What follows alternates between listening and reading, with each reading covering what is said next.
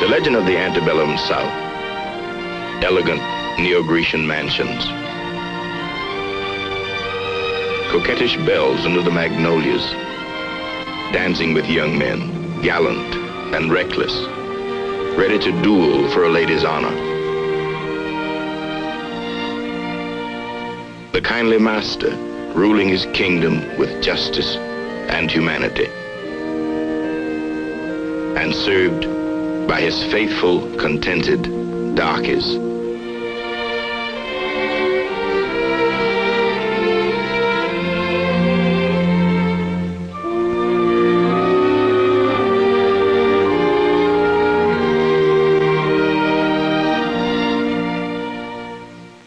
My name is R.C. Davis.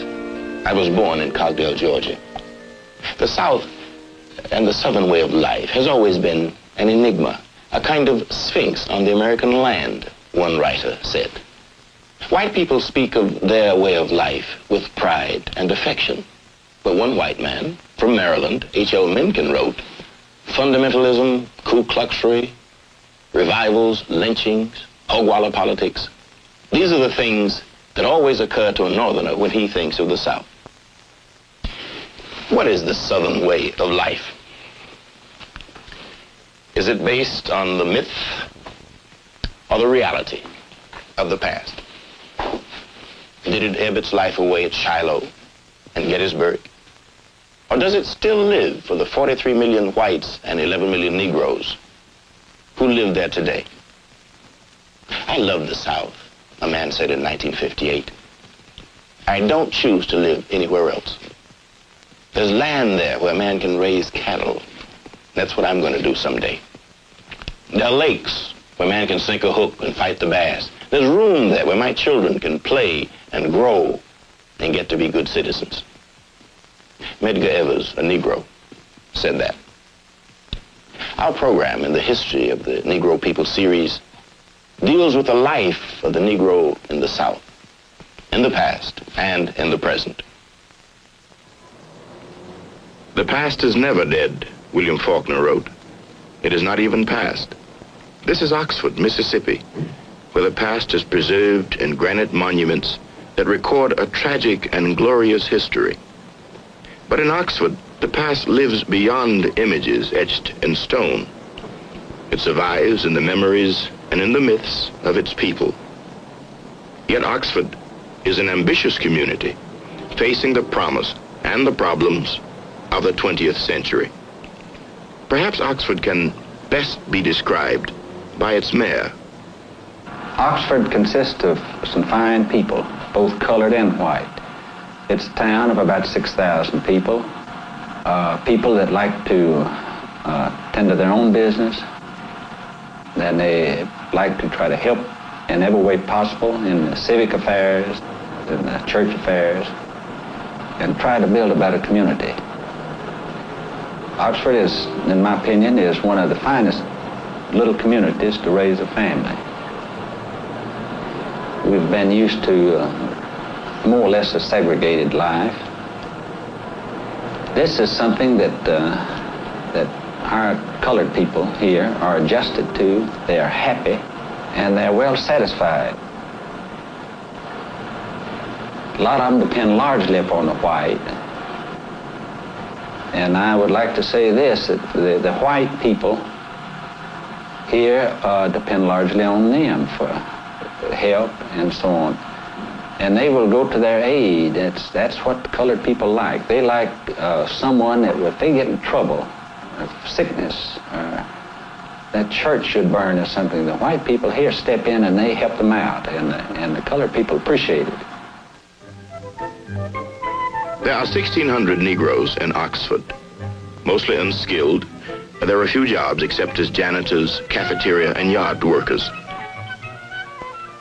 In the Negro quarter, large families live in 2 and 3 rooms.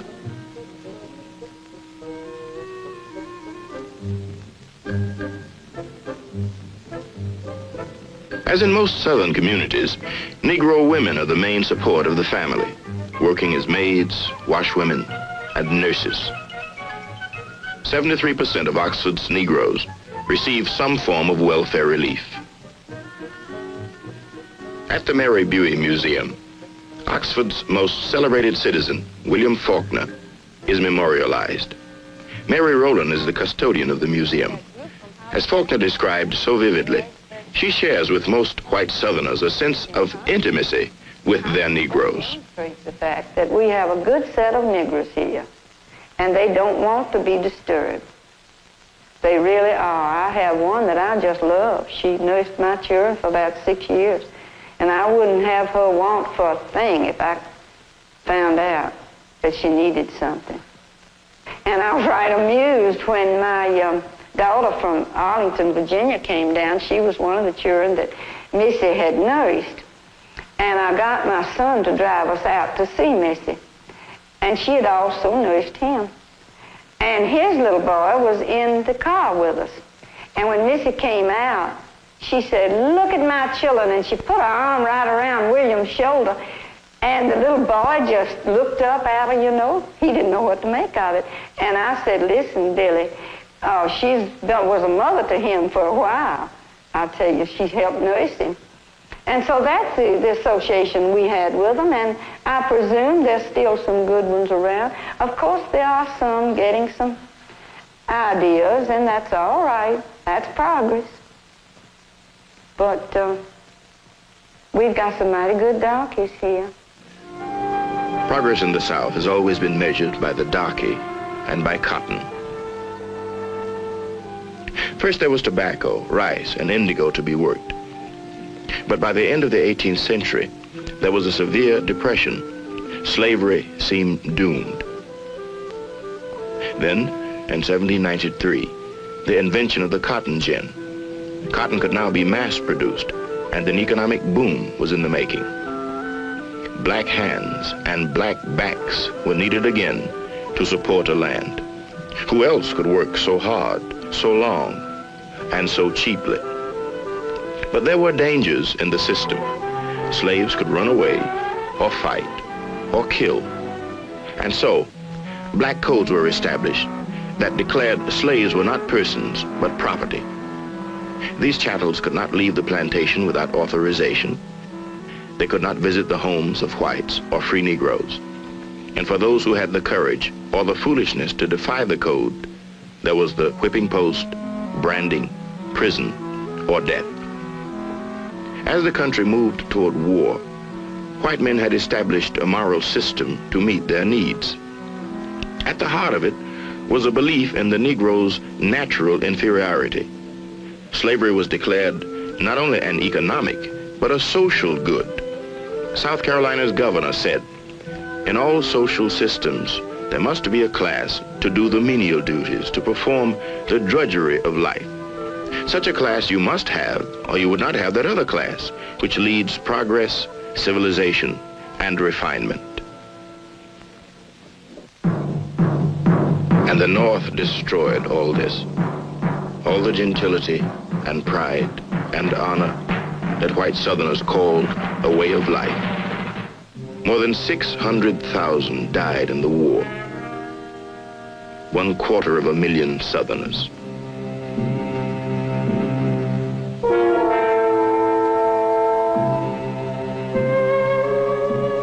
Black men also fought and died. Of 186,000 Negroes who enlisted in the Union Army, 38,000 died. The South lay devastated. "Hell has laid her egg," said a Georgian visiting Atlanta. "Right here it hatched." Galveston, a reporter said, was a city of dogs and desolation, utterly God-forsaken. After the Civil War, everybody in this country, in the Mississippi Delta, was bankrupt.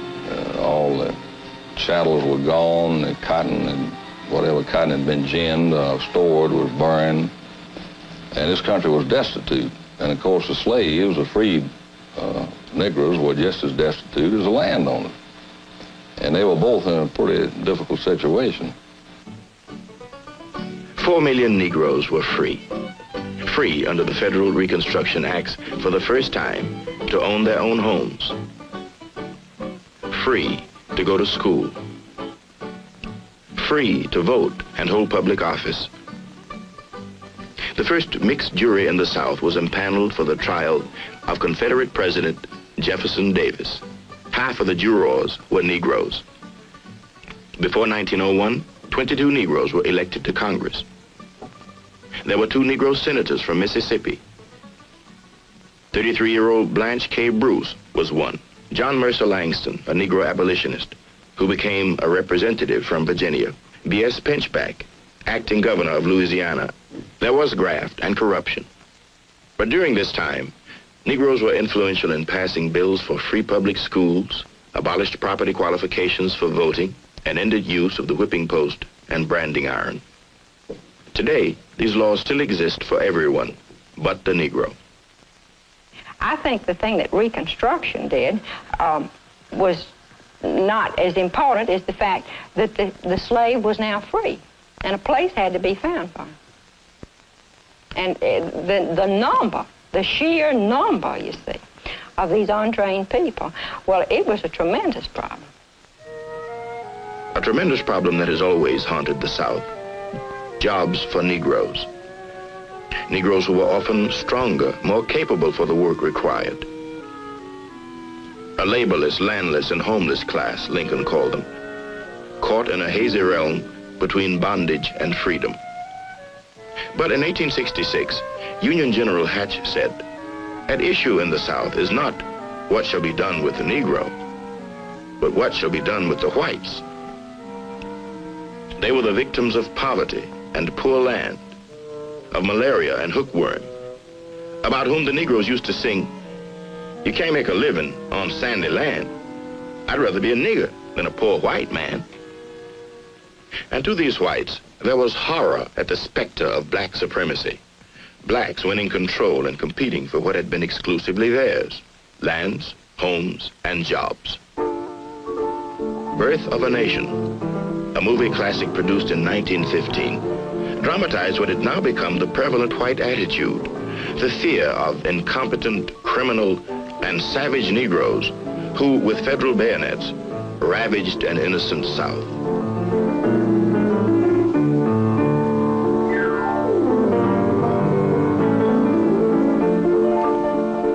And so, to save the South, the Ku Klux Klan organized in 1865.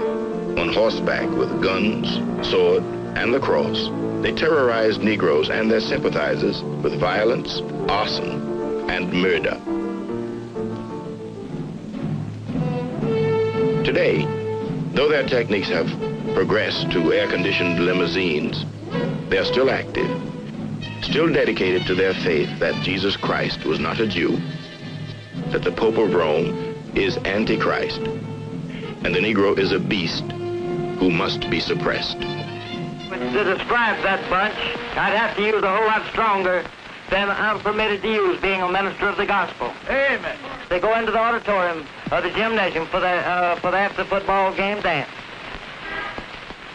Then comes along one of the nigger football players, and they all go piled in there together like that you are here tonight, just like a bunch of OICs and Berkshire hogs all trying to loosen a lot together. They go in there and they get to rubbing around,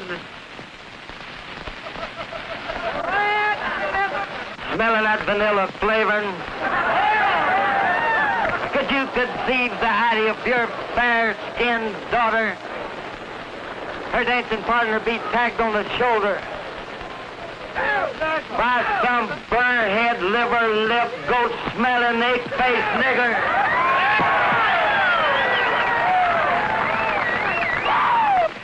Can you conceive such a thing? Are you going to do something about it? Reverend W.N. Redmond, as most Southern Negroes, has been an eyewitness to the vigilante system of Negro control. At 14, he remembers the punishment of a Negro father and son who had killed a white man's dog. They took him and put him in jail and they beat him. And then they got together on a Saturday. And they tied him with barbed wire, hand and feet.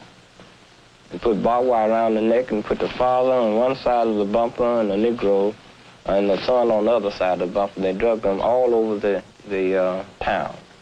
And after that, they were drugged to the neighborhood, the Negro neighborhood. They were told that this is the way that we're going to keep the Negro in this place. And they took gas, gasoline, and they poured it on them, and they burned them up. Freedom and truth for former slaves required new definitions. Sheriff Boyce Bratton comments. I feel that the Negro here in Lafayette County in Mississippi has freedom, all the freedom he wants. He's not tied by any laws, man-made laws, or made by Congress or any other lawmaking body. He has all the freedom that he wants. The Negro is not deprived of any freedom here in Mississippi. Jim Crow, it was called. Beginning in 1870, signs went up all over the South separating the races and taking away the Negroes' newly won rights. Negroes and whites were separated on trains and buses. Negroes were barred from white hotels, restaurants, barbershops, and theaters. I've also heard a number of times that the colored and the white were not equal under the law. That's true. The colored gets the break and the white man doesn't. For instance, two men, one white and one colored, breaks into a store here.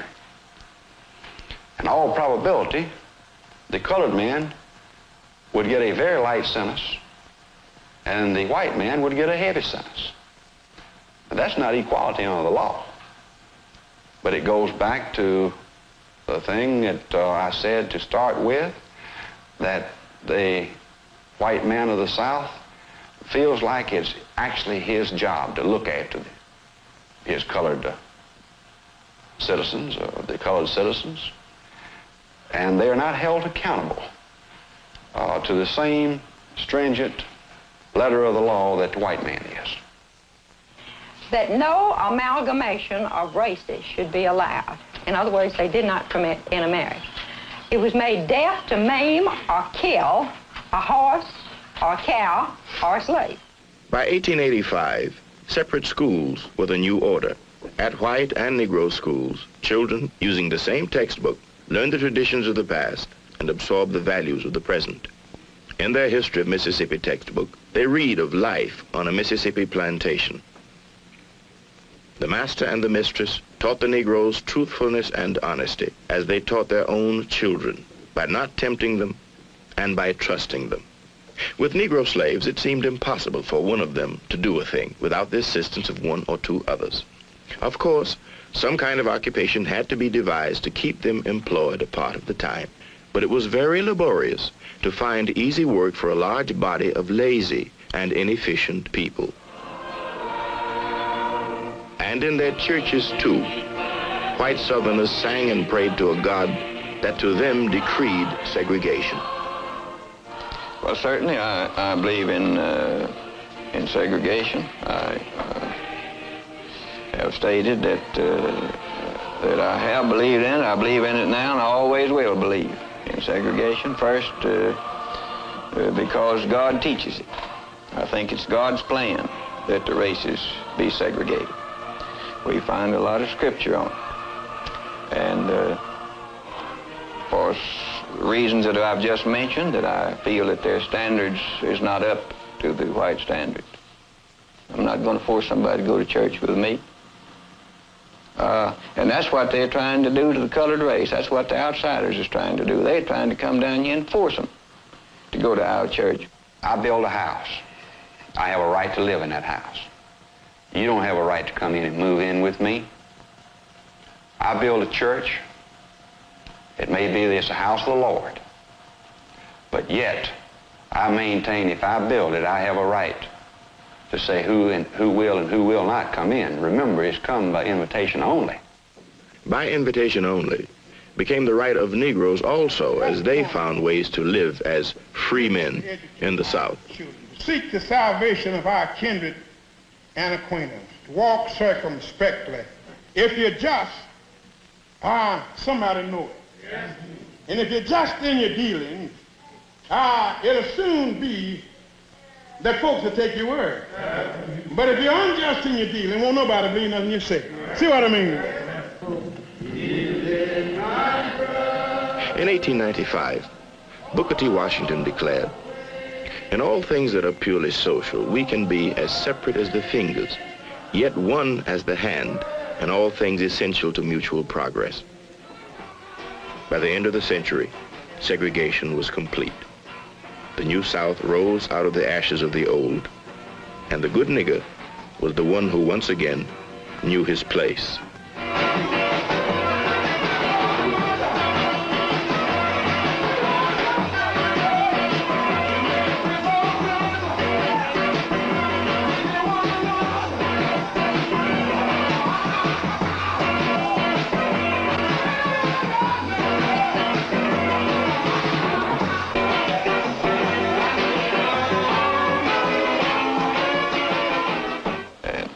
But as a rule, they are a very happy people. They, a large percent of them do not worry because they know that they're going to be taken care of. I've had a number of them to remark to me that, well, they know Mr. Brown or Mr. Jones, Mr. Smith's going to take care of us. They know that. They know that they're not going hungry. And they're not going to need for clothes as long as they'll work and do halfway right. They know that they're going to be taken care of. So they have no worries. White folks were so good to me till when I got sick and disabled to work, they just come in and bring me something to eat, clothes, and everything. Fed me, clothed me, and I had a house full of children, and they fed my children. Yes, sir, I've been working all of my life, and the white folks raised me. Mister, I tell you the truth, I don't know what in the world I'd do without white folks. Now, that's the truth. And misters, I'm just a white folks nigger. I'm a nigger, and all of my children's a nigger. And all this community in here of Mississippi recognize, appreciate it, and work for the white folks. the Negro is not a part of my family. As a result, I don't elect to have him sit and eat with me. As a result, I don't elect to have him belong to a club that I may belong to. I don't elect to... For Judge Obar, as for most Southern whites, out of the past has come a philosophy he calls the Southern way of life. The Negro and his place is at the heart of it. This is the way it has been. It's the history of the South. It's because we've been brought up like this. We have been taught like this. And we teach our children like this. And they'll teach their children like that. I think it is a matter that has been history all down through the years and will remain history. Well, I guess it's just plain born in us, instilled in us. In spite of the fact that you have great respect for some Negro individuals, respect them as people, and not just as a servant. There is some physical revulsion, I think, that the skin is dark. And I guess it's just something that we are so familiar with, it's just impossible, really, to overcome it. For 11 million Negroes in the South, there is also a Southern way of life. But rarely have they been asked for their interpretation. Well, the white man fears this, that if the Negro get equal education, that he will be out of his reach to do the job that he heretofore have done for him, and he figured that he was going to have to pay the Negro equal salary that he would have to pay the other boy, which actually is not the skin of the Negro that the white man dreads. It's the Negro is going to demand the dollar that the white man demands. The Southern way of life for the Negro woman means that she is addressed all the time by her first name, or she's called auntie, or she's called girl by the other race. And the Southern way of life often means that our children wear some of the things that have been given by others. Now, a lot of times these are good things and they are highly appreciated. And the Southern way of life means that you can purchase food from a side entrance or a back entrance, or you can get someone to fix something for you to carry out. The Southern way of life means that you are to say yes ma'am and yes sir and no ma'am and no sir. Sometimes that's expected even down to the teenagers. In order to segregate the Negro, we essentially must segregate ourselves, you see. You cannot enslave, if you want to use that word, or hold down or discriminate against someone else without in turn having the same thing happen to yourself. The changes that will happen as they go along will release us, free us, if you will, so that we can have a much broader perspective on human responsibility and human dignity and human rights. Whereas before we thought in terms of white only, we will be able to think in terms of all men. We live in hope. We have faith to believe that the good things that we hope for as human beings and as God's children will finally come to pass. So that's a part of my Christian life here in the way of life here in the South. Oh, touch me, Lord. Touch me, Lord. As we moved into the 20th century, for the older generation of Negroes, there was often only patience and faith in a better future. But in the middle of the 20th century, for the younger Negroes, something else was stirring. Something that would change the South and the Southern way of life. Something that was a long time a-coming and was too explosive to contain. Touch me, Lord. I want to be home.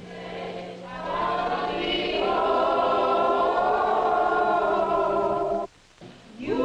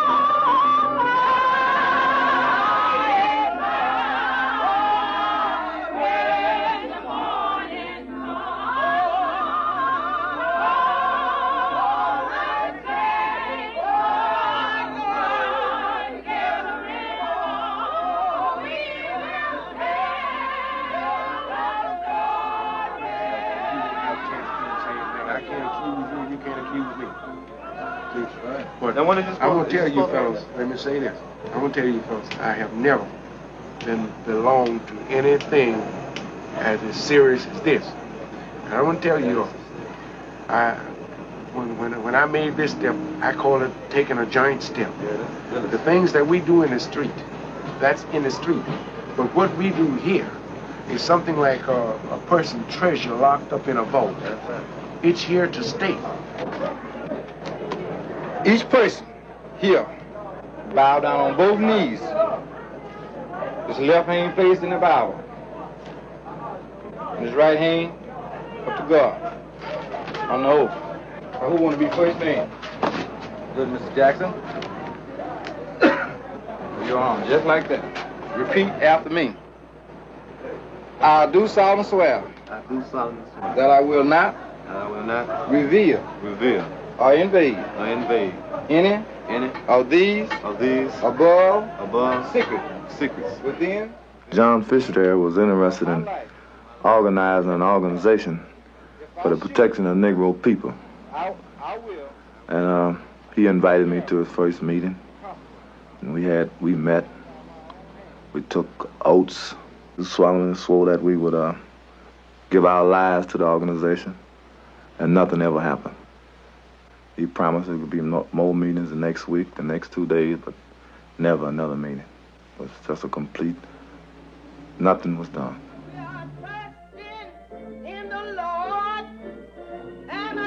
I'm just in there. I don't want to pay you off. All I want is my money, and I ain't working today and tomorrow either. All I want is my money, and I will be back tomorrow or this evening. Now, if you want me and you and OC and Nussy going on and tell things, I went over there yesterday and worked like a dog when y'all was sitting down. I'm not going to work all that on my money. Hey, straight wait a minute.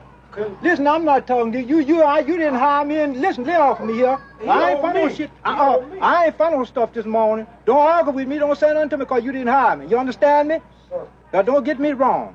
Sorry. But I ain't doing good. Sorry. No. You didn't hire me. Come on. Sit down. Sit with Dad. What?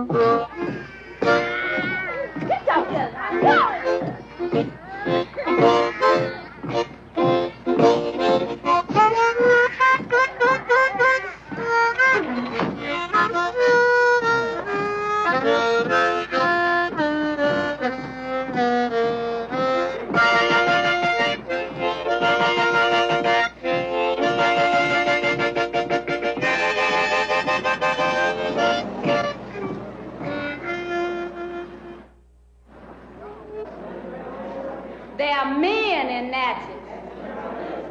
There are women in Natchez. And there are children in Natchez. If the children can walk the line, you can protect them.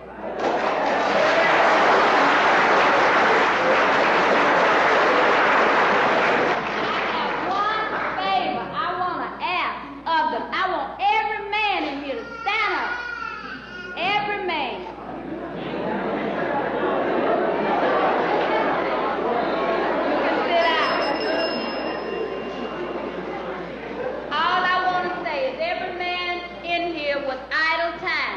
If you can't walk the picket line from tomorrow on, won't you come by, sit on the side somewhere and see what's happening so that if some of those people come up to hurt some of your children, your heart will be right. And I want to see every man who stood up and said he was a man to be out by that picket line.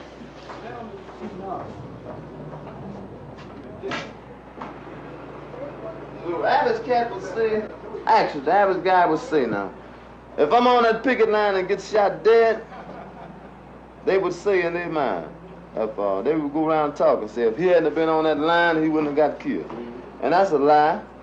I could have been at home, I still would have got I don't know. One, I'm like Bilbo. Bilbo said, wasn't one good nigga, that's a dead nigga. There was one good white man, that's a dead one. Well, all of them is wrong. You can't hate them, man. A lot of white guys are afraid, just like we are, you know?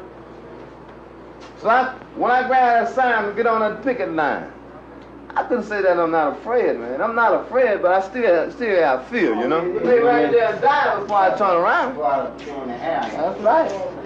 I got sense enough to know, man, that you don't die until your time comes. Yeah. We need people down. If you see people around here who could go down and picket on Main Street. Okay, I sure will. Because I just had these little kids around 12 and 13-year-old, and they've been picketing all day. And everybody's gone, huh? Yeah, and they're going to get a sunstroke if they keep on. So I'm going down canvassing for more kids. Oh, the little kids? Little kids? Yeah, the 12 and 13-year-olds What you go up and give them my hand, George? No, I won't go up there like I am. I'm blown from last night, man. Sure understand. Who is she? Sure understand. Somebody with the little older piece of boy.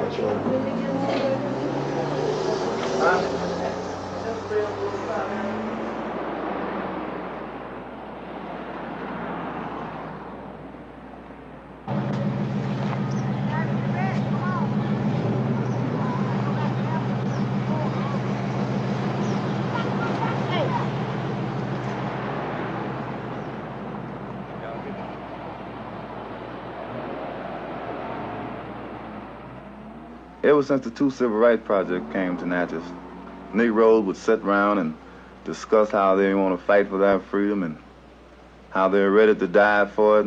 And soon as the man said, okay, man, come on, let's go up here and picket, then that's why everybody do all their dying right at this time, man. I sure wish I could come up there and help you out, man. Hot dog, I didn't know it was going to be a picket today. I got to go to a funeral today. Nobody never dies until it's going to be a march or a picket, you know. But and it started me thinking that the Negro was just fooling himself that he was still ready to do nothing. Yeah, like, man, I was just about ready to give it up. Just about ready to turn around, and all of a sudden, boom. Here is a repeat of an earlier news bulletin from WNET. George Metcalf, president of the Natchez chapter of the NAACP, was critically injured in Natchez this afternoon when dynamite hidden beneath the hood of his car exploded when he turned on the ignition. The injured Negro was rushed to Jefferson Davis Memorial Hospital, where he was given emergency treatment. Officials at the hospital declined to comment on his condition. Metcalf had been active in the voter registration drive in Natchez and had been a signer of a school integration petition.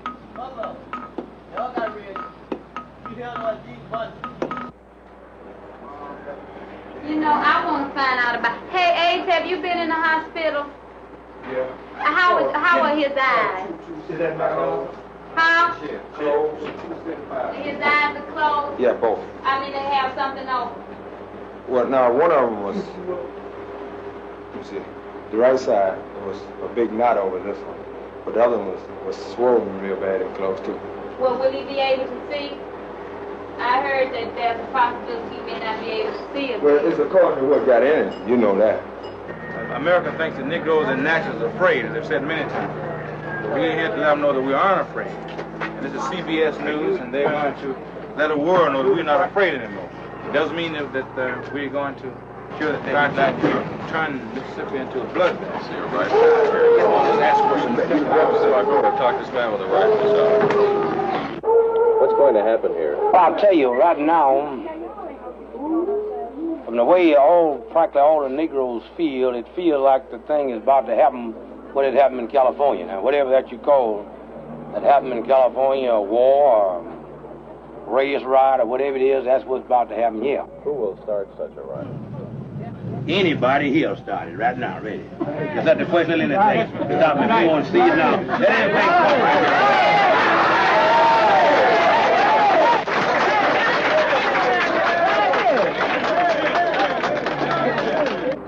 Look, how is George looking?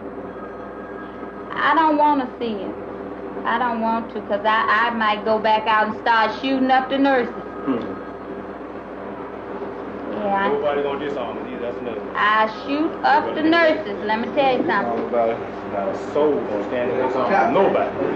But you see now, what is happening is that the people are arming themselves, true, but tonight people just want to serve notice on the city, that's all. That's right. That's all they want to do is serve notice. And the protest is just that we just going to let these people know we tired. And like Mr. Evans say, before we be a slave, we'll be buried in our grave. Go home to our Lord and be free. That's all. Look, I had this fella to go pick up my dress. You know my white dress? You know that big white green one? I had him go pick it up because I can't hardly make it in this little old tight thing. We got to call the mayor. Hello? Yes. Oh, well, this meeting is tonight at 6 o'clock over here at the house, at the office. And, of course, it's a somewhat of a protest meeting. Well, Mr. Evans will be one person here, and of course I think the city of Natchez will be here. I'm just about sure the Negro community will be here because, you know, this is a bad time. The Southern white men don't understand violence. Unless we meet that violence with violence, we're not going to move anymore. It's just going to be, the civil rights movement is going to take 100 years. The quickest way to freedom is to meet violence with violence. Violence with violence. Black Muslim. We all are saddened tonight, as we were saddened today, Amen. about this brutal attack upon our own.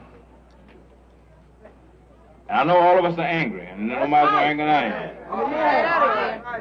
We all are tired of being mistreated, and we know who's responsible for this. That's right. We know who's responsible for this. That's right.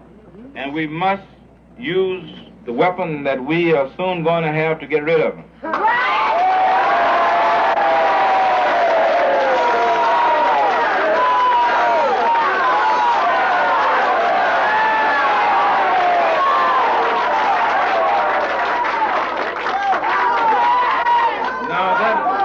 Now that weapon, very quiet please, the weapon, the most effective weapon will be, and you know, is the vote. We know that. No!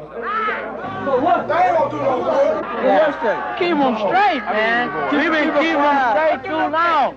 Keep them straight on their head. That's what I say. You a boy. Yeah, I'm a boy when you want to go out there and get them. Let's hear what he's saying. Stay together. We've got to stick together. We've got to listen and be obedient and do what you're told. This is most important now. We cannot go off on no wild goose chase. We can't be as ignorant as they have been.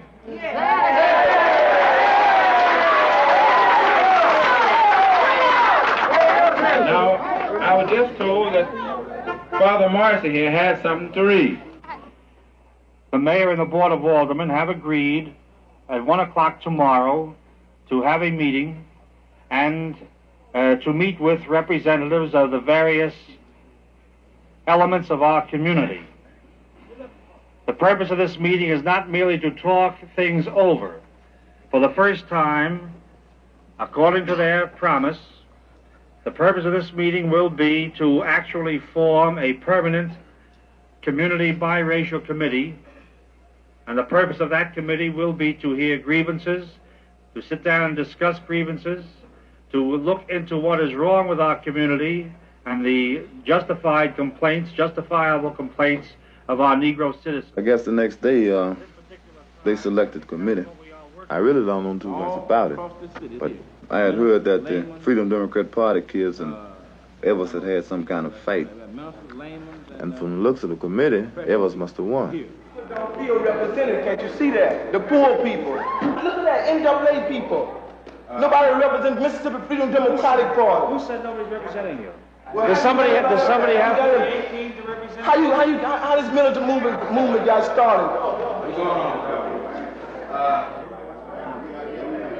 I don't want to turn this table over now. No, yes I will too. Yes I will. That's why we frankly, is the reason why they will not talk to younger people. Because we don't like things, but we are going to hold our temper. Man, I think some ladies should be on because they've been out in town picketing when the men are sitting down, haven't been doing anything. Yeah, where's the men? Suppose you put men on this thing. All right. Let's put men on this thing. No. Could I say something? When we go down there, I can go out and tell that man, I'll pay $216 taxes. And these people down here, we are paying them to do a job. And we're going to let them know we're paying them to do a job and we want it done. These are local Natchez citizens, tax-paying, voting citizens. Then that gives the thing a little weight. Another thing I might add, in my own mind anyway, it just doesn't make sense in the space of 24 hours to try to recruit from the small group that we might have present today, a permanent committee. Maybe I don't understand. I think this committee here, that we get, and we hope will be a permanent committee to represent people until someone want to resign, somebody, they can always add to a committee. But I think you have a cross-section of everybody here. Now, you don't have everybody here, but you have a cross-section of all. You have laymen, you have businessmen, you have ministers. But they would make provision for adding to our committee, and we find out before we go down how many... Because too many people talking at one time just won't make much headway. What's going on now doesn't make sense. No. That's right. It really does not. Because these men, all they are doing, they're going to be representing the different proposals that we're going to make up now. That's all they're going there for, regardless of who they are. We're going to make our proposal and get them now. All right, what we're going to do, I think we should tell what we want them to go down and say. That's right. So now let's start giving, let's don't ask for too much. Let's ask for about 8 or 10 things we know we can get. The thing that's most pressing. Now you got to be reasonable, and ain't no point in being unreasonable. Now let's ask for things that we want and want some action on immediately. First thing, if it's possible, to put on now that the mayor and the board of aldermen denounce all radical organization, whether it's Ku Klux Klan or any other radical organization. Negro police. Yeah. Let's get 12. Police protection at all schools. Police protection, we got that on. Yes. I think one important area that we're forgetting, and that's the equal distribution of tax funds and public funds. The improvement of Negro neighborhoods.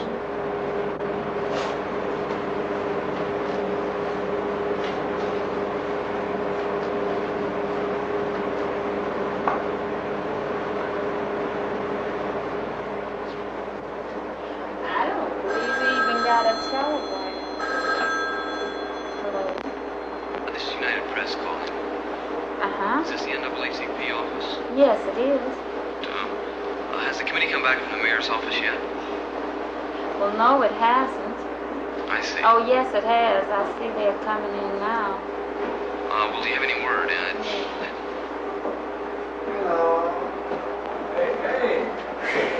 You know, and we don't know what has been accepted or rejected or what their reaction was yet. So the chairman hasn't come up either. The father got on the committee just the same. Who? The priest. Yeah. Couldn't stop it. He couldn't stop it. He took it over.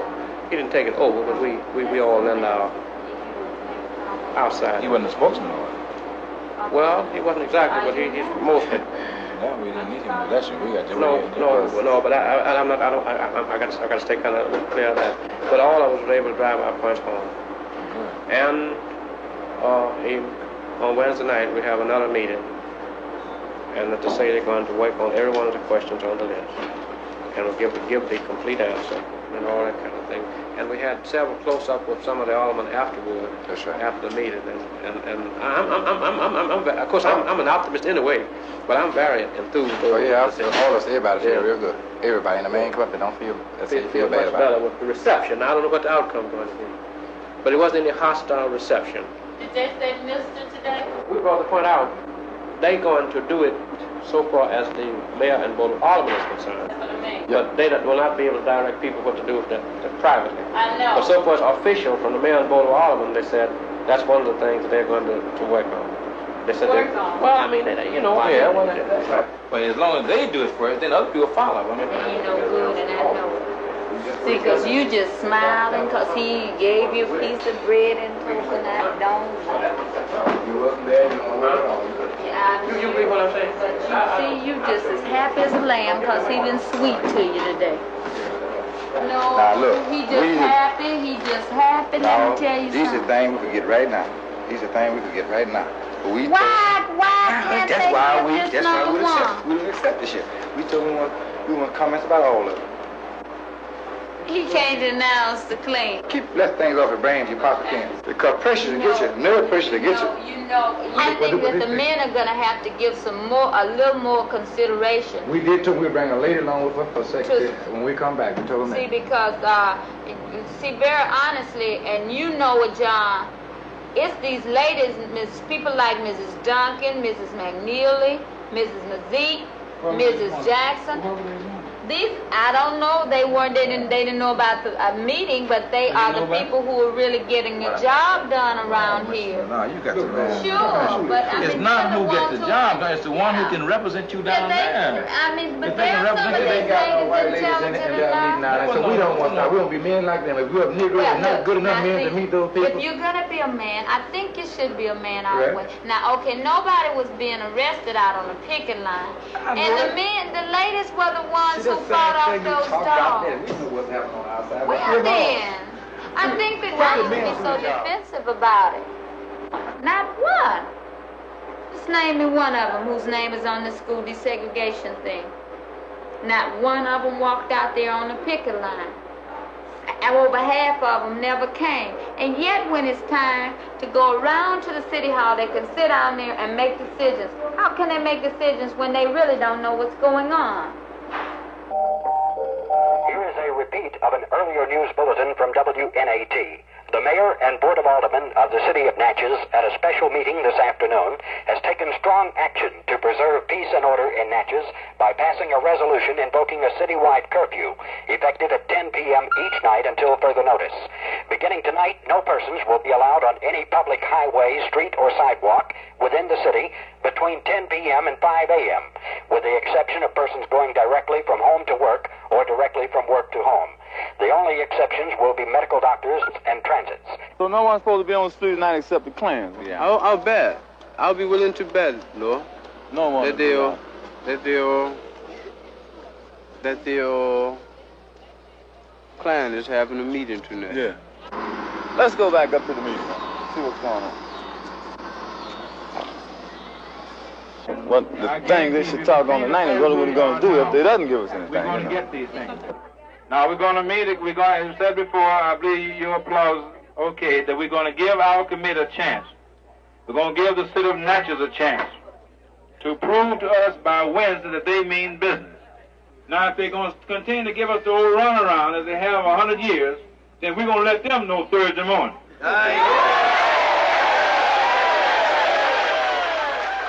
Ever since the bombing, I had been worrying Fitzgerald about another meeting because it's really needed now. And he hadn't called another meeting, so I figured that would be the best thing to do was to try to get something going. So I met this guy that was familiar with the Deacons for Defense in Louisiana. And he said that I should organize my own deacon right here in Natchez. Local, protection, police, clans, and all that seems to be the general run over. This is the stronghold for the Klan. Natchez, Adams County, man. Yeah, I understand. They got both clans here, Yeah. The Grand Dragons and the... Yeah, he live here, man. Oh, yeah. Mac Daniels, he work at Red Ball. Oh. Yeah. We can organize our own deacons right here, see. All we want to, the right steps to take, see. He says this, man, people all over everywhere trying to... He doesn't even have time to get around to the people that calling him, man. Trying to get to see him. People in Jackson, man, Alabama, even in New Orleans, man. The guys in New Orleans is forming a deacon, man. And New Orleans, just like Los Angeles, just like California, man, there's no segregation nowhere, man. I know. Hey, Jake, this city got souped-up cars, man. Yeah. Fast cars, man. Fast cars. What kind of cars they got? You know? I didn't ask them, but he said they're fast, man. Yeah. They got to be fast, man. Fast for what? Catching them, or catching Yeah, the potential victim that they're going after and then getting away, huh? Say, for instance, now we guarding this place, you know, some place. Some guy comes by and shoot. We got to catch him, man, and shoot him. That's just all to it, man. You don't have to shoot him to kill him now. He says never shoot to kill at first now. You can wound him, you know, like in the leg or shoot his tire, stop him and, you know, butt him in the leg and take him right on down to the police station, man. Take him down. You don't have to But say they that. let the police know first that they were going to take the law into their own hands in the Negro community. This is just for defense. If a congregation come into the Negro community, just watch him and that's it, man. You know, you can't stop people from, you know, just driving on the street, you know. Did you ask me if you ever had to burn anybody, man? You know, now I don't mean to wound. You know, I mean really burn, man, really burn. I didn't talk on killing. I didn't even talk about no killing, man. I just talked about, you know, getting set up. I didn't talk about burning, cooking. Nah, he didn't say anything about killing, you know. I think freedom deserves another round of applause.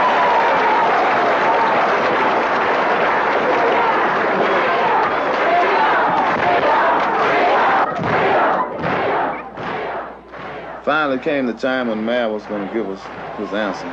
And I knew one way or the other, we weren't going to have to wait any longer. I want freedom. Freedom. I want to sit down in my vineyard under my fig tree like others have done for 100 years. That's right.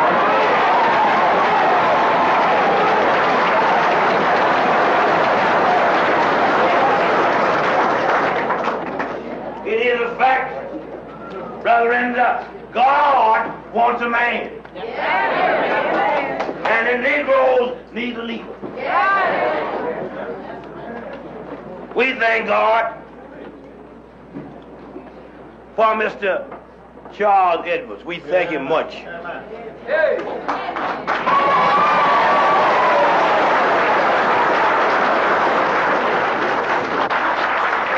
I want you to know tonight, and I want the devil to hell to know, I'm not afraid no more.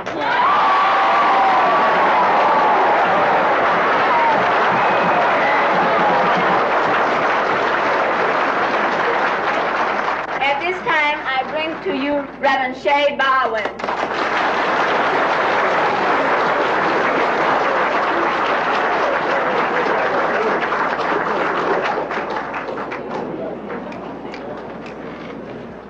We do not have any good news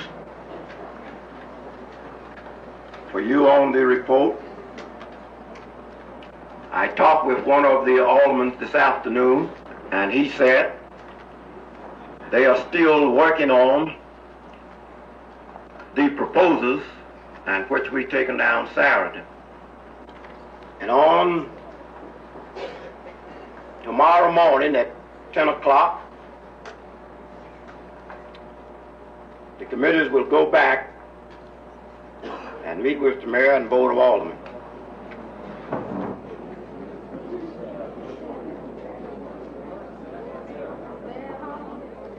Last week, when we were ready to despair, when we were ready to take up arms, this man had a way of bringing peace to a chaotic town. This man had a way of changing fear to the feeling of freedom, the freedom that we're going to have with the help of all of you and with our leader here in Mississippi, the field secretary of the NAACP, Mr. Charles Edwards.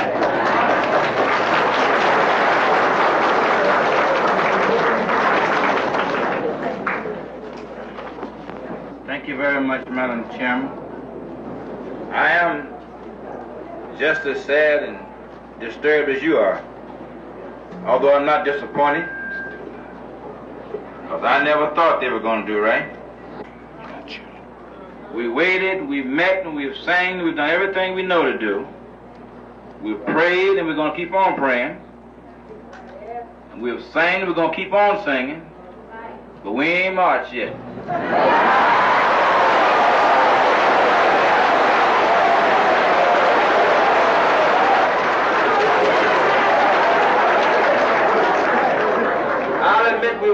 on. But there's nothing we can do tonight but wait till tomorrow morning. We hadn't planned to do anything till tomorrow morning anyway. So all we're saying is this: we're winning. Let's keep the pressure on. Let's keep pushing forward. Let's march like soldiers with our chest out and our shoulders up and our looking straight ahead, and let nobody turn us around. Let nobody turn us around.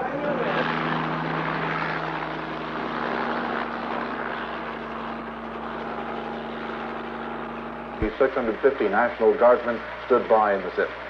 The National Guard units arrived in Natchez at 6:30 this morning, following last night's executive order issued by Governor Johnson. The governor, in his proclamation, said there was imminent danger of a riot, mobs, unlawful assembly, and breach of the peace. The Guard commander, Adjutant General Walter Johnson, told newsmen at the National Guard Armory in Natchez this morning that the troops ordered into service last night by Governor Johnson were not in the city to supersede civil authority, but to ensure law and order.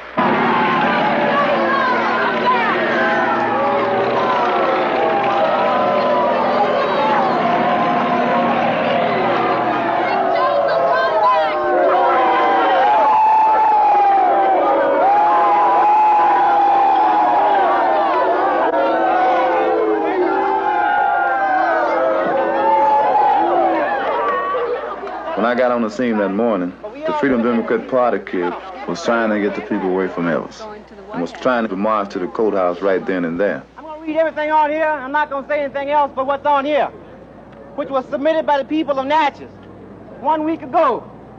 Okay. It says a declaration of the Negro citizens of Natchez, Mississippi. The United States. The mayor rejected all of the demands. I have an announcement to make right now. The announcement is that the city council, I just been told by Miss Dory Ladner, has rejected every one of these demands. Rejected every one. See, every one that you submitted, they've been rejected. They say, no, you don't count. That's what they say. They say you can demand and demand and demand, but nothing's going to happen because we're going to reject them. We're going to keep the Ku Klux Klan, the headquarters right there, and we're going to bomb Metcalf again and any other person who puts his mouth up. Now, the question is, do you think that these demands should be resubmitted today by way of a march to the city council? Okay.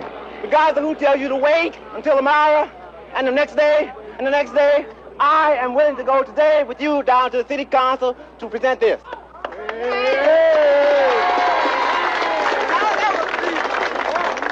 You don't want no violence. The man say you gonna demonstrate legally. If you follow him,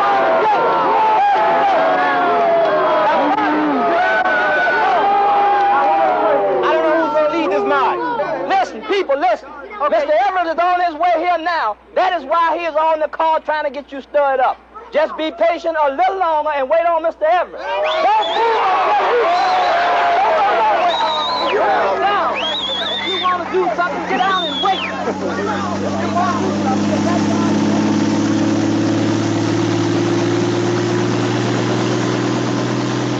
Number one, all I want you to do is just wait. The committee just came in. We don't know what the committee has said.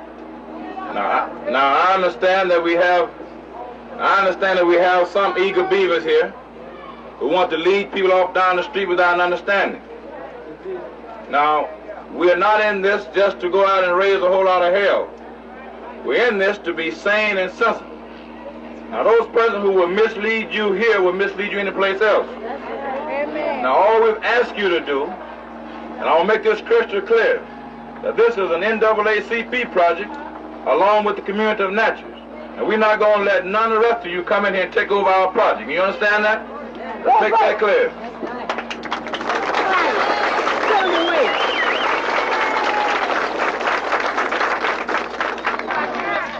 I want to make that clear. Now, if there are any of you people who come in here just to stir up trouble, hit the streets now. You're so bad and want to do so much. Go ahead on. Go ahead on. That's right. Now, go ahead. Go ahead.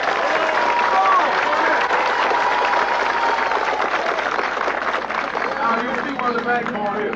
They aren't going to do anything to get you in a lot of trouble. So we'll ask you to wait patiently here so we can go upstairs and meet with the committee, and we'll come back down and tell you what we're going to do. Thank you very much.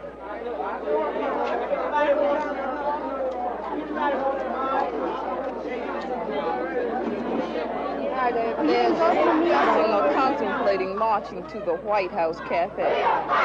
How are you doing? Not to the court? To the White House Cafe. I imagine that the chief of police told them that they could block off Pine Street March to the White House, but that's all. That's going to the White House. You're going to the White House to drink beer. You're going to the White House, but the White House is a lounge and a cafe. Anyway, that's why We're not going to the White House in Washington, D.C., honey. They were talking about going to the one on East Woodlawn, but we're not going there. If we go anywhere, we go to the courthouse. That's right. Go where Mayor Martin All right. The move was to create some kind of thing where people learn to use their own mind, make their own judgment, say what they think about a thing. And now they're going to start letting people higher than they are make decisions. People up in society make decisions instead of the people make decisions. And that's just what's happening here, you know. Mr. Edwards has made the decision again. Just like the white man doing. There's nobody out here making up your man. Yeah, well, if Charlie ever say he's not out here though. When he come, he's coming. When he say, let's go to the White House, regardless of whether it's going to the White House gonna mean anything, they going to the White House because Charlie ever say so. They're not making up their own mind. Does it mean anything to go to the courthouse? It means something. I mean, to me it do. Okay. That's right. The majority decides. I don't approve of anybody from Jackson or any place else coming down here and mapping out the plans. He has organized and mapped out every single meeting. The people haven't had a chance to say boo if they wanted to. I predict that you do not march. And further, I predict that there won't be a march today. Where's the committee working? I'll be on the front line if there's a march. And I'll be with down to the As a matter of fact, if there are people who want to march and present this to the mayor, I'll go down with you. Charles Evans has not made a statement yet. We are organized, we know what we're going to do, but we have to wait for a time to do it. And they're down there telling me, y'all come on, let's go to the courthouse, because the NAA, you know, Charles Evans is going to the White House. That's right, Yeah. I have leaders. What's the fuss about? We'll go down that march so the jail will be filled up when we get there. We won't have nowhere to put us there. We go put us. He's down there telling them that Charles Evans is going to march to the White House and that they should go on and march to the courthouse. And that is dividing the community, and it's wrong, and he's not here for any good. And we can do without people like him. We don't want nobody to agitate. We for strictly business now, no agitate. That's right. And we don't want no crackheads falling down to make trouble. We don't need nobody with a long beard looking like Castro going around without a penny to pay, going around here telling these kids to get put in jail. He won't lead somebody to lead all these dropouts back into school along with him, and he'll be doing something. He out there, he downstairs talking about that stuff, and he better keep Charles Evans' name out of his mouth anyway.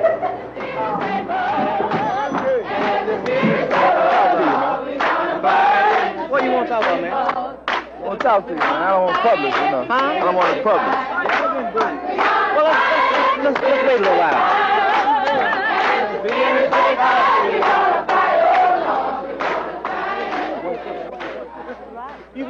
I know that down at that deal in Natchez, you got about 10 people who are black for every white person you have down there, and they haven't committed any crime.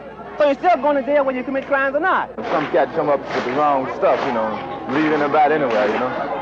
Like if you can get a priest the wrong thing and be a ride right here, man. Nah, I'm not going to say this. I want you to say it, though, you see. Whatever you want to say. Wait till, you know. Hey, wait here. Right here, you supposed to keep and go, you know. No, you heard wrong. Hey, wait here. Oh, yeah. See, I ain't going nowhere where people want to go.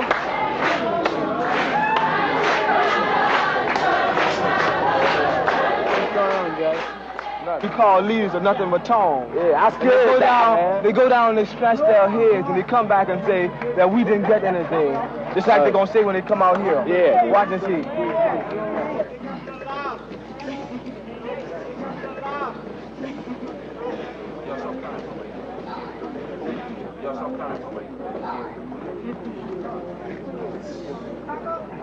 At this time, You hear now?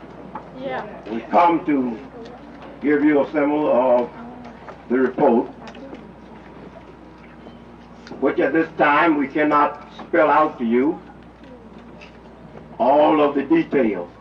We feel that we will have to be committed, we'll have to study this report, and then tell you at a later date what we are planning to do about it. You can't panic, people. Worst thing can happen. Before you get scared. I've waited too long. Time waits for no one. Our field secretary, Mr. Charles Evans.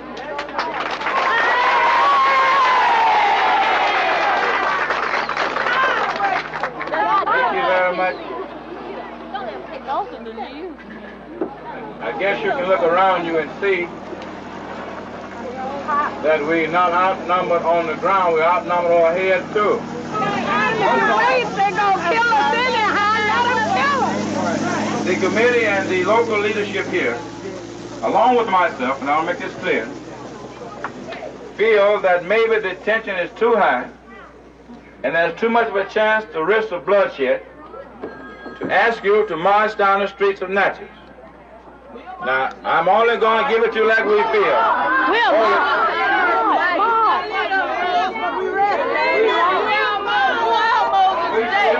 Moses led us out of Egypt. Now you lead us out of Nazareth.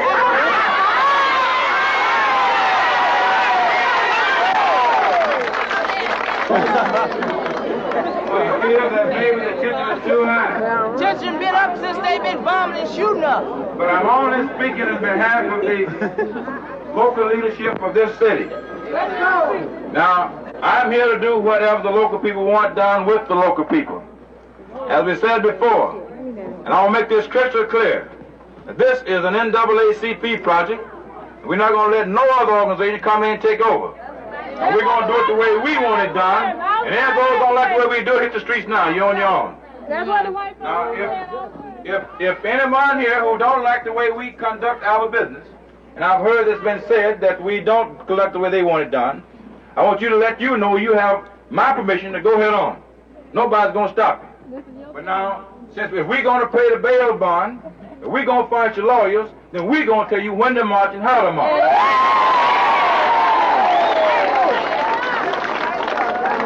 I had hoped we could have marched to the courthouse, but I understand the courthouse is closed.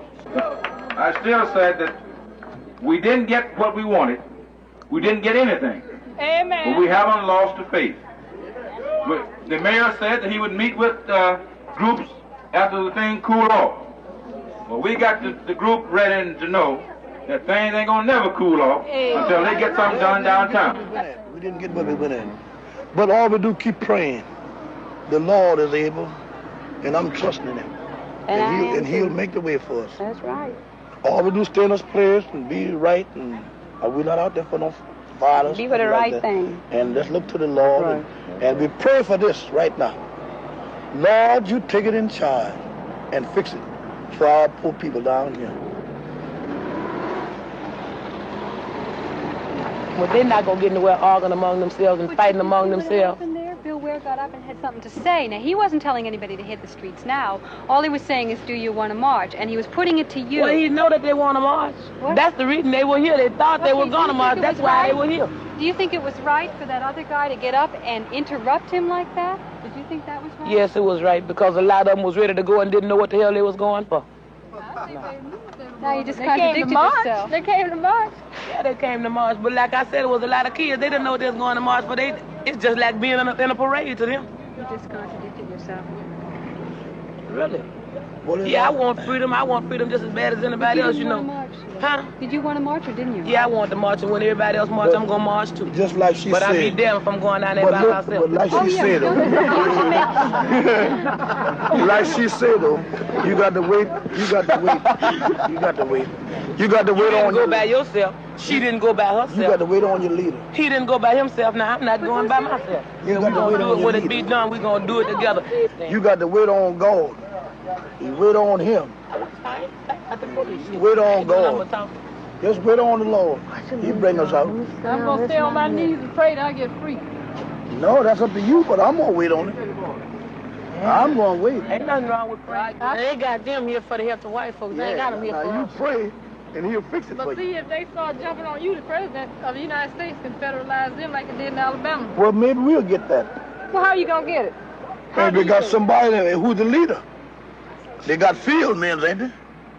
Me and you ain't no field men. If that man had been here, we wouldn't have had no singing up here. Who? Wouldn't have us been out. Who? You got nobody to lead here. Charles, that one here when we started. I said if he over hadn't down been here, Mine we Street, wouldn't have had down nobody to them lead. rooms There wouldn't have been no kind of meeting at this place if he hadn't come. But when things happen, but quite naturally, we just have to wait on time. We got to wait on time now. Got to wait. A change is going to come. Oh, yeah. All we got to do is But have not in the faith. midnight hour. Have faith. I'm sick, man. I'm tired. That's why I just went on and just hustled up the money and just say I'm just gonna do something, man. You know what I mean? I'm tired of niggas. I'm gonna say niggas, man. Well, that's what they are. Lying, meeting, you know. Gonna do this, man. You know what I'm talking about? And never do nothing. Just playing. Negroes, the planningest people I ever seen, boy. We playing too damn much, man. And never do nothing. So I'm not playing no more. So I'm just gonna go on and do it on my own, Lord, man. Man, I done been to 135 meetings, and that's all I ever did was meet, man. Did nothing else, you know. Say for instance, NAA meeting. They meet, they talk the same thing all the time, man. You know, it's probably good, you know, but I don't understand. I don't see why people should meet all the time and do nothing. Okay, I got out on my bended knees, man. Took an oath. You know, we met that night. 2 months done passed and haven't been another meeting.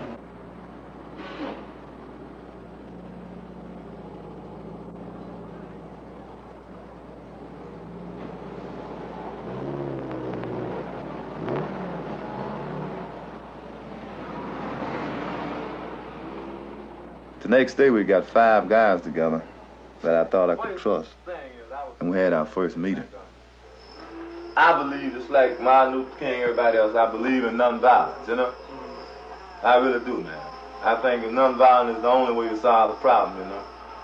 Then on the other hand, I believe that our people should stop getting killed, man. Like, you know, people driving by, killing them. Like, a lot of people would be in the movement, man, like business people if they had some protection. We don't have protection from the police. Say now, been in 1, 2, 3, 4 things like this, Otis and I. First was the Black Brothers. They didn't do nothing. Next thing was we Deacons. did something. I mean, we did it ourselves. Yeah, you and I. Yeah. Next thing was the Deacons. That we was just in it with some other guys. They didn't do nothing. And a few more things that was supposed to have been do something, you know? So it's no need, man, like I was saying, man, no need to start this year. Going through all this year, we're not going to do something. See? Can I say something? Yeah. Now, I've heard about those other things that are supposed to be going on and all this. Oh, man, it's no use in trying to start something if we're not going to do anything and not serious about it. And I think that we should. I mean, it's time for us to do something right now. Yeah, and if there's anyone in this room right this moment that isn't serious, it's now the time to say it, man. You know, like, there's no need to wait, you know. You and I both know, John. Man, I was on my knees like this, man, about 3 weeks ago, taking an oath that I wouldn't do this and wouldn't do that, you know? And, I mean, that was the end of that, man. I ain't seen it no more, man. Yeah. Hey, look, I know all you guys that have grown up together like brothers. Yeah. This is one thing I want to say. In a way, why the other organizations didn't halfway get off the feet, some of them that is because we had guys that take these oaths and they were doing it just for the hell of it, just to be in something, but they didn't mean it, you know. We're not going to take oath. We don't need to do that. We're just going to have an understanding, a good understanding, you know. I like you, him, and I like myself, you know. And I figure silence, you know, You know, your tongue is the worst weapon against you, any man. Yeah. And I want to say this, and I mean it from my heart, that I swear before God, may it kill me now if I don't mean it. For something as important as this, I'd burn my brother. I'd blow his damn brains up. And I'd do the same to you, and to him, and to him, and to him. You know? Yeah, For before I let one guy mess up a lot of guys, it's small now. You know, you see the number of us. You know, I'm not directing anything to any one individual, you understand? Because I would want everybody in here to feel the same way about me. Yeah. And I feel if we all feel that way, yeah, I feel then we're going to, you know, we're going to respect each other. We're going to learn to love each other, to live together, to drink together, and above all, fight hard together. Push, man, push, you know. All of us push in the same direction. Let me say this, Otis. Do you think, now, I mean, I'm as afraid as the next man, you know. I'd be a damn lie to sit here and say that, man, I'm not scared of nothing, you know. I'm scared, man, you know. You know, I'd be nuts if I wasn't, man, you know. But, you know, like, if they get me to the police station, put a gun on my head and cock and say, nigga, I'm gonna blow your brains out if you don't tell me so and so and so. I got sense enough to know, man, that he gonna blow my brains out if I tell him. If they don't blow it out, yeah, and you get out, one of us will. Yeah, and I want you to do the same thing to me. You know, this is what I mean. Your brother do it, it'll be more like a mercy killing, you know. So it might be.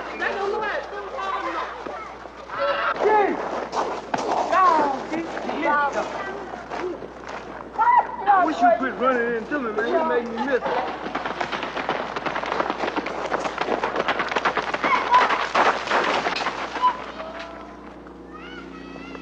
I guess the Freedom Democrat Party people still thought they could do something because they called a meeting at the Bright Star Church. And all their big leaders and things came down from all over the state. And they tried to get the people to get up and march that night. Freedom Democratic Party is committed to do what you want to do. We feel you've been disgraced here. After getting the whole world to believe that the black people in Mississippi and Natchez were going to move on Thursday, nothing happened. I don't want to march on this accord. I'm not afraid to march. And I've never marched. But if a man or woman, really, I am a woman, and if a man or woman hits me, I'm going to hit him back. And so I don't want to get in there. Since it's nonviolent, I don't want to get in there and upset, you know, your plans that you have before you. Now, that's real. I'm not afraid to march. But if he hold my hand, if he stand in front of me, I'm going to spit on him. I'm not afraid of it.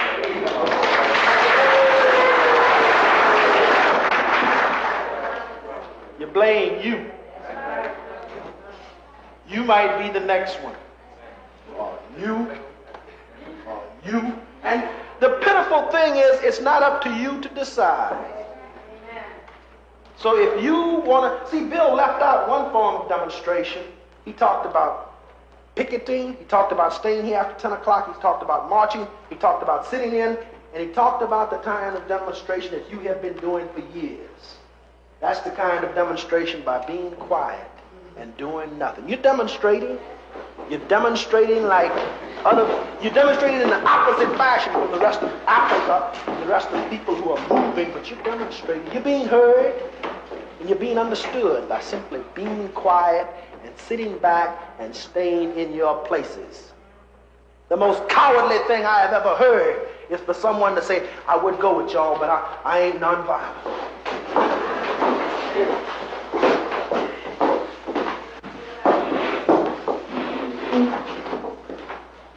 It's downright pitiful. The man is in critical condition, and people have walked out. Everybody's in a big hurry to go home. And you know, I was sitting there thinking about my child is at home. He burned his leg. I need to be there too. See, that's where we can all go back and think of things we need to be doing, you know? But I am concerned, people. I am really concerned. And that's the reason I'm here tonight. I'm from Issaquah County, the smallest county, I think, in the state. But people, I came here with such, you know, folks done got, here's National Guards out everywhere, police running around everywhere, and people sitting up just ain't, look like they ain't concerned. It's pitiful. And I'm just for, you know. Because right now, all of us this church needs to be packed. We should move. When 10 o'clock comes, people should be talking about anything they want to talk about. You know, people not here, not even ministering what I'm talking about. But I still want to do it. Because I am concerned about what have happened to us black people. And we sit up and holler, yes, ma'am, and no, ma'am. I don't know about y'all, but I'm tired of it. And I'm tired of people telling me that this here is curfew, and I don't know nothing about it. Somebody else sending a mail. Now, we can't even draw a piece of paper and take it up there to them. No, they tell you, go home, niggas, and shut up. See, and I get madder and madder. And I don't understand it. See, you're right, you ain't qualified to go up there because you ain't mad enough. I don't know, don't nobody, ain't no telling, you heard that folks say, ain't no telling what I might do. Well, it ain't. It ain't no telling what all of us might do. But at least get up, people, and try.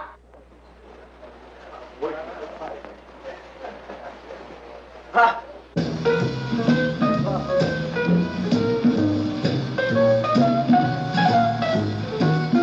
Everett's finally gotten around to putting a boycott on the town.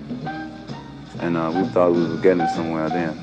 They got some of the demands, and then after that, Evers and the NAA called the boycott off. Then everybody got discouraged, including me. I got out of the Deacons and also got out of the Civil Rights Movement. Then February 1967, Wallace Jackson got bombed and killed, the same way George Metcalf got bombed. We're almost just about right where we started. Right back where we started.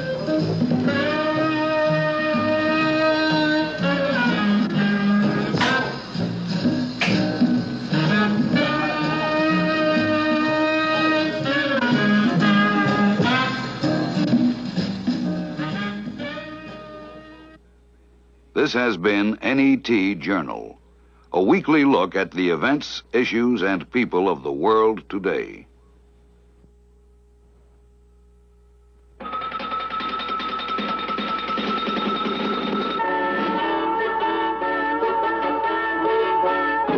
This is NET, the National Educational Television Network.